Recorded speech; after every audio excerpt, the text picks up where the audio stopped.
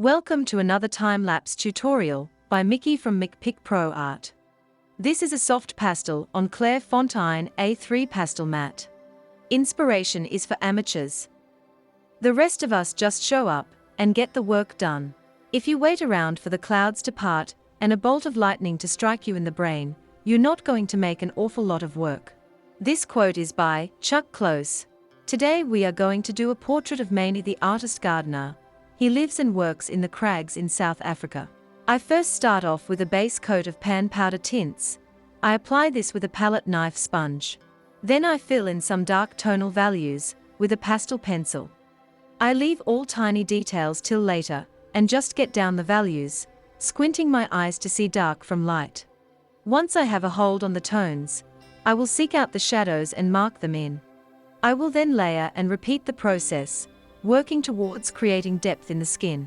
Marking the skin with all its freckles and spots, scars and lines. I will keep layering and blending with the different blending tools. I mainly use a palette knife sponge, earbuds, makeup tip blenders and a soft paintbrush, among other flat makeup blending sponges. Never my fingers as they are fatty. I also flip between the pastel pencils, pastel pans, square and round pastel sticks. Please see the list of materials I use in the description below. I keep working on the tonal values and jump around a bit to bring the whole portrait together. I have looked at his face for a long time now, so I switch to the background and his shirt to break from the details and work on all the hidden casting shadows. I copied his shirt as it was, but it was a very busy checked shirt. I did not want to fill it in completely, as the main hero here is his face and not the shirt. So his shirt disappears softly. At this point I take a break. This method of working 45 minutes on and 15 minutes off gives me new eyes every time. I have millions of other little jobs around the house to do.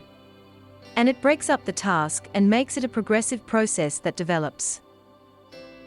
His hat was tatty and old and had a lot of character. Concentrating on shadows in the creases. I was blessed to be able to take my own photo of Manie. And the details in his face and hat was well recorded. I could almost count the stitches in his hat, as it was very detailed. However, details are not important, but nice to have as references.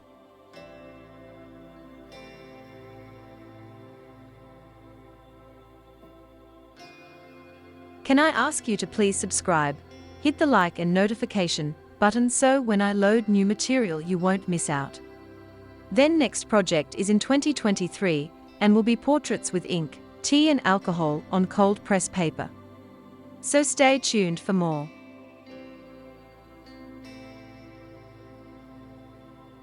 As you can see, I am working on the little final details now. I am filling in the lashes and all his permanent sunspots and birth dots. He has distinct scars over his nose, but he probably got these when he was much younger, so I don't want to enhance them too much and remind him of the good old times. Before I go for the final detailing, I take hold of my grey, black and white pencils, get them sharp and fill in the cute curls. This took me about 5 minuets to do. Moving from left to right, pressing down, making random worms. There is absolutely no one way to do hair, everyone is different. In this case, I could see skin through his beard hairs. Also give the shadow side a slight grey on top of the white, and the light side white on top of the grey, and keep switching pencils. Layering is the key. Don't overwork it. And at some point after assessing your work, you realize that you are done. Sign your art and get the next project ready. Lastly, I scanned him and digitally fixed some unwanted specks, and on another copy I totally went mad on the background. For this I used Lightroom and GIMP.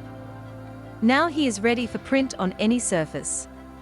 Please be sure to ask for permissions. Thank you for watching and see you soon.